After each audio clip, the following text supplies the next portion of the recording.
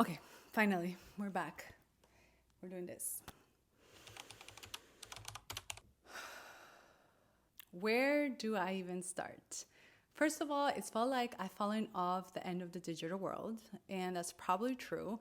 I haven't created or shared anything since like last year, May. Ooh. Finally, after many months of just being an online introvert, the creative juices are finally flowing, and I'm feeling this really big desire to show up here with you all. So it brings me to the VV show.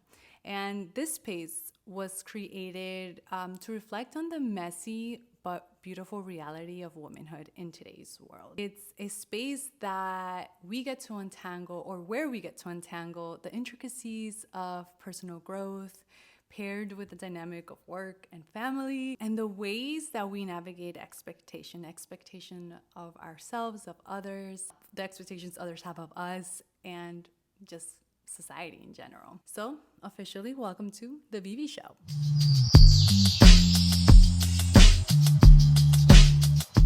Let's get into it. Like, what I've been really simmering on the past few months has been my love life. If you don't know, I've been dating this really dreamy, beautiful man of mine for 4 years now. And our love truly blossomed during COVID times. Ooh, right since the beginning of COVID. And we both decided that we wanted to create life together. And I'd say that the way that we started and how things unfolded really isn't what I had imagined or what I thought it would be. It's felt backwards and in many ways unhinged. In a good way, though. Like, this is a good way, if that even makes sense. This past November, on the 11th, my dreamy man dropped to one knee and proposed. Okay, so let's rewind. Let's get into it and how that happened. I knew that it was coming. We both had been discussing this for many months. I just didn't expect that it would happen that day. As you know, the modern day woman, I wanted to be a part of the signing of the ring. Like, I love jewelry, and if you know me, I've also got really expensive taste. And sorry, not sorry. So for many months, me and him, we were like looking at jewelry stores and rings and what we both wanted, but just nothing seemed to pop up. And there was this one jewelry store, like this one jeweler designer that I had seen on Instagram, and I was in love. And I'm like, okay, this is a place that I'm gonna get my ring at. But it just didn't work out. Like, the price for like the ring that I kind of wanted was ridiculous. We weren't able to try it on because they're in London. Finally, thanks to a good friend of mine, she recommends us this place in South Florida. So a regular Saturday, Lowe's and I wake up and we're like, okay, let's just go and check it out. Like, let's do that. And I remember that there was this like delicious wing place there. I love wings, and I was craving wings that day. So I'm like, yeah, perfect. Let's just go there and just see the ring. When we get there, I'm like, this place doesn't look that great. And the truth is it's not a Tiffany's vibe. Let's just leave it at that. Anyway, we step inside, we're greeted, and everything seems to be good there. Like, they greeted us. We start trying on different rings. I want to take like a hot break to talk about like diamonds. So for the longest time, I thought that my engagement ring was going to be a gemstone or a precious stone, like an emerald, right? I didn't really want a diamond. I thought that was a little too basic. Then, like, in the quest of finding this ring, the truth is, I love diamonds.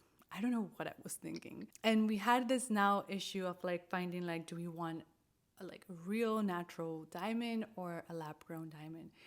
Well, it turns out that if I wanted like the ideal ring size, diamond size, it was going to have to be a lab grown, because other than that, it was just not the size that I wanted or the design that I wanted. Which brings me back to the jewelry store. So after taking a look at rings, we both find like the perfect style. Lowe's gets to put his input in how the ring was, and I get to choose like how delicate it was, how simple too it was. And we both finally find that beautiful ring. And now we're looking at the actual diamonds. We try on different ones. I say we, but it's me. So I try on different diamonds, and I'm like, okay, do I want the round one? Do I want the oval? And finally, like, I found the perfect diamond. And it's this thing that you just connect with it. It was just the perfect shape, the perfect size, the perfect feel, and it was exactly what I wanted. So Lowe's goes and takes care of the logistics, and I'm really happy we found something. And now, about a month and a half later, we were in Delray Beach, me and him and my mom, because my mom was moving down to Delray, so we're like looking at homes and we were helping her out. We looked at like 10 homes in Delray, and my mom and Lowe's are like, finally, they're like, okay, we've taken enough look at all these homes, like we need to take a break, let's go and like grab a bite. And they're like, we're meeting up with Carlos's family later. So I was like, okay, perfect, let's just go. So we're driving towards West Palm Beach, where like those really beautiful dreaming homes are at, and like the beautiful ocean. So we park there and we get off and start walking. And at this point, like I start to sense something because one, my mom doesn't really like the beach, and two, she's like, oh, I left my sunglasses in the car. Can I get your keys? So my spidey senses are on alert, and I also sense Carlos's energy like shift. I can like pick that up, and I'm like, And I start seeing photographers and drones, and something is weird.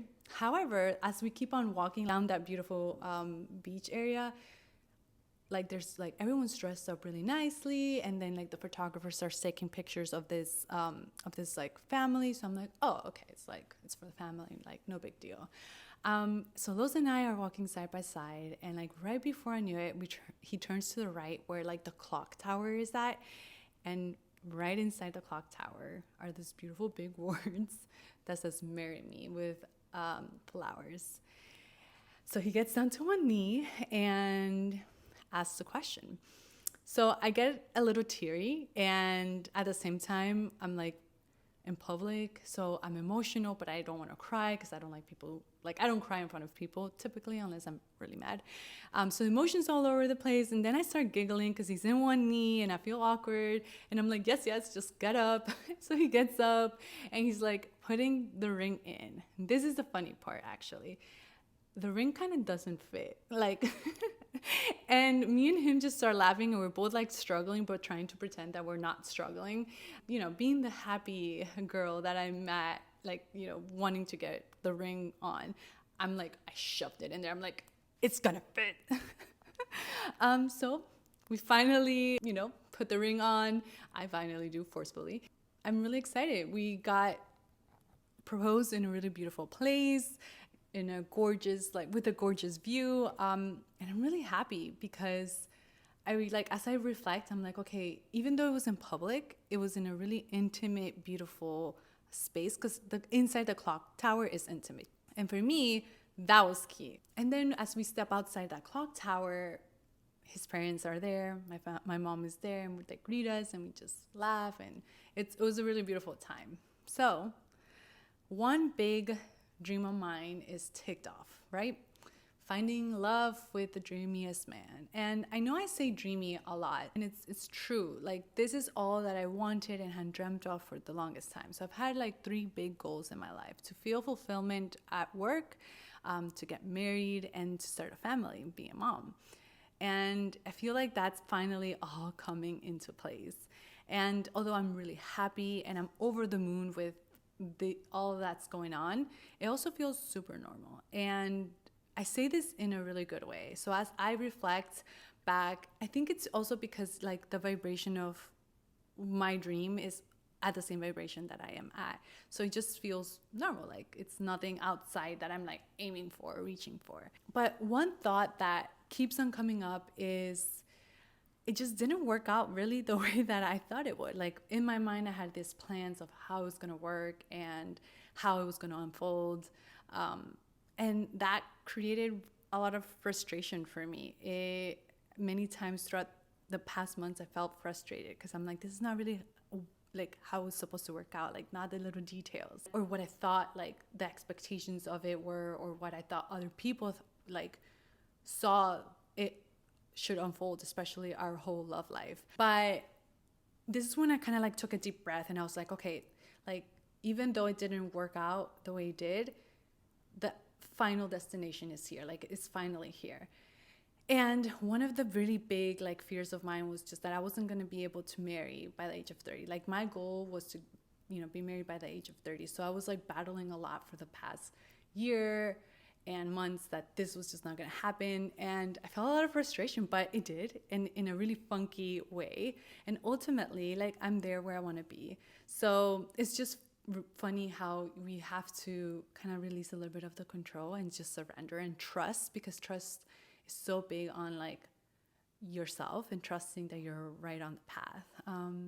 Okay, so for the wedding, we've decided to do a really small, intimate civil wedding February 10th, so about a week from now, from when I'm recording, and have the big splashy ceremony in about 2 years. And that's because we want our baby to be with us on that big day. So yes, I am pregnant. Belly's pretty big, and that's for another episode. So I'm like trying to stand up. Oh.